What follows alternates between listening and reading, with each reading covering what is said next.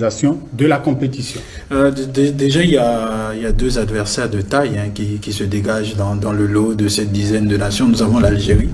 Nous avons, pour moi, le grandissime favori qui est le Maroc. On va démarrer déjà par l'Algérie. L'Algérie, son président Zefizef, qui, lors de la réunion du comité exécutif de la Confédération africaine de football, a eu cet appel de pied de la part de Patrice Motsepe lui-même, qui lui a demandé à la nation algérienne bien évidemment de porter ou de déposer sa candidature pour abriter la compétition. Et après on l'a eu lors du tirage du CHAN 2022, CHAN Total Énergie 2022, qui va se dérouler à Alger, qu'on a eu quelques heures après quand même cette candidature-là de la nation algérienne, qui, leur président a dit qu'il y a un certain nombre d'efforts qui a été fait au niveau des infrastructures. Mais est-ce que le fait que l'Algérie organise le CHAN ne peut pas être un avantage? J'allais dire, parce qu'ils nous ont parlé, comme argument, il a parlé des infrastructures, il a parlé des efforts consentis par le gouvernement. C'est vrai qu'il y a cette compétition du CHAN, mais en face, vous avez le Maroc, et il ne faut pas blaguer avec le Maroc. Et le Maroc qui a notamment des infrastructures. Au-delà même des infrastructures. Avec les stades qu'on voit. Oui, au-delà des infrastructures, c'est tout un projet de développement qui est mis en place depuis 2014 par son président Fouzi Lekdja, le président de la Fédération royale marocaine de football, qui a mis un processus. Figurez-vous que le football au plan local vit très bien. Quand vous avez des clubs qui ont des subventions qui avoisinent 600 000 € par an, sans compter des aides qu'on leur apporte, quand vous avez des complexes, vous avez quand même pratiquement 200 pelouses synthétiques. 200 pelouses synthétiques, 20 stades aux normes réglementaires en matière de pelouse naturelle et d'éclairage, de système. Et sans oublier, s'il vous plaît, le complexe Mohamed VI, qui est un bijou, le numéro 1 sur le continent et qui logne d'autres complexes au niveau européen.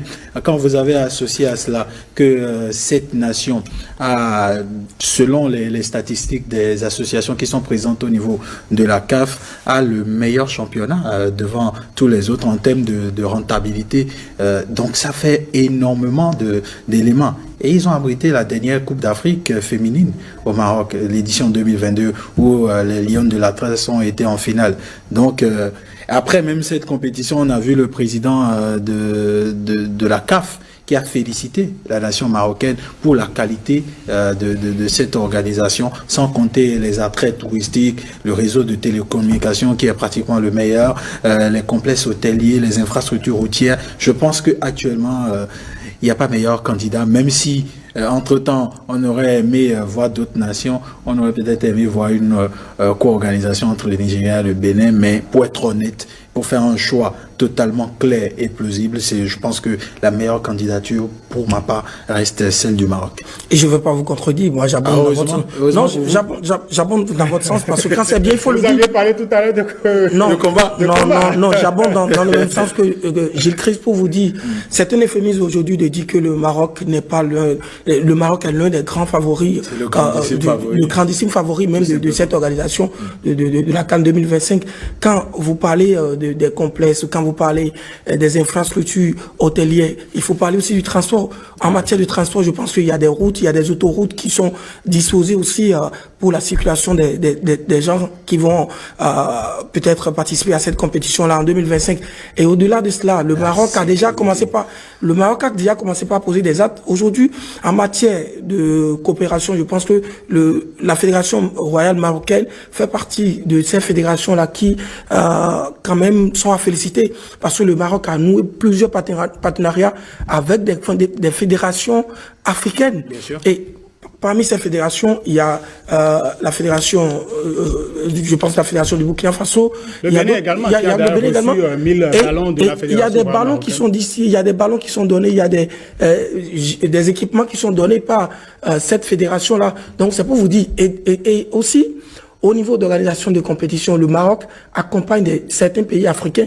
Vous savez que lors des journées FIFA désormais, il y a ce partenariat entre le Maroc et certains pays qui facilitent disons, le transport, l'arrivée de certains pays au Maroc pour pouvoir organiser les matchs amicaux à caractère international. Je crois que aujourd'hui, pour moi, si je suis membre à la fédération, à la confédération, j'allais dire, à la confédération africaine de football, je ne vais pas hésiter à porter mon choix sur le Maroc. Et pour dire que le Maroc, j'ai l'impression que vous me suivez pas, mais je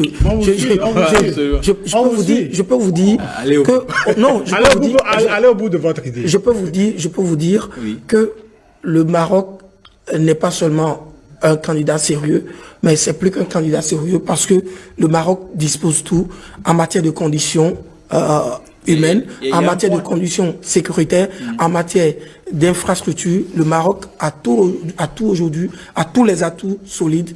Le Maroc est un sacré client pour accueillir la CAN, pour organiser la CAN en bien. Est-ce que